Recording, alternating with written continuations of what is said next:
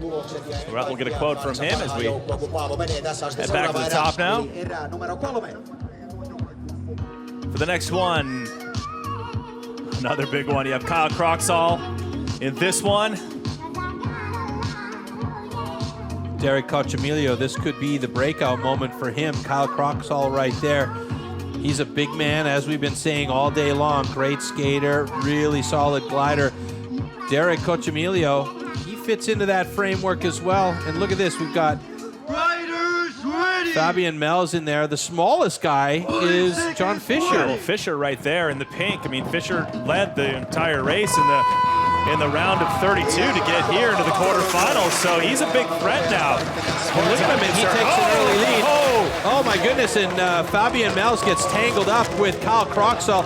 Derek Coccimilio once again playing the smart game. This is also a tactic. Watch what happens in front of you and then pay attention and try and stay away from any drama, and Derek Coccimilio has done just that. He is doing a great job with John Fisher. Both of these guys potentially eliminating a couple of very strong competitors in Kyle Croxall and Fabian Mels. Canada 1, 2, 3 right now. Yeah, and here comes Fabian Mels and Kyle Croxall well in the back there. Kyle Croxall in third place, Fabian Mels way back, but at this point right now, it's all about John Fisher and Derek Coccimilio trying to stay on their feet to the finish line. I tell you what, John Fisher could pull off a big upset tonight. Hey, if he's won 2 heats in a row, the kid's clearly in shape. It's under review. He's absolutely in shape, but John Fisher, you know, he's the smallest guy in that group. There's no two ways about it when you talk about stature, but he is very strong, you know, and we can see it. John Fisher and Derek Coccimilio of both. Oh, and we got a bit of an issue at the finish line here where there's a fight going on. This is the first time I've seen this happening, and it's Kyle Croxall, who obviously thought Fabian Mels was playing a dirty game up top, so we're going to have to keep a close eye on this.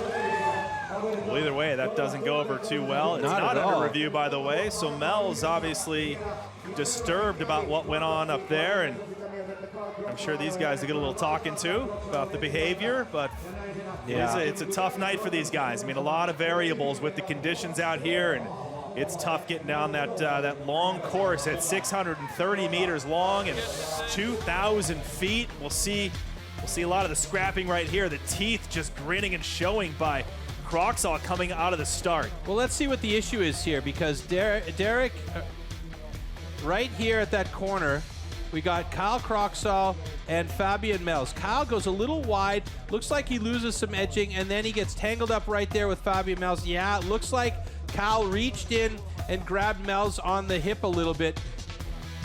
So it turns out we will put it under review. Yeah, it turns out that's going to be the way of it. It's a moot point right now because basically these two guys are not going to be advancing on. So either way, they're eliminated from competition. So it's about John Fisher and Derek Coccimilio here, who have done a great job to stay away from the carnage and get across that finish line 1 and 2. Well, so Fisher, I mean, he's got some skills tonight.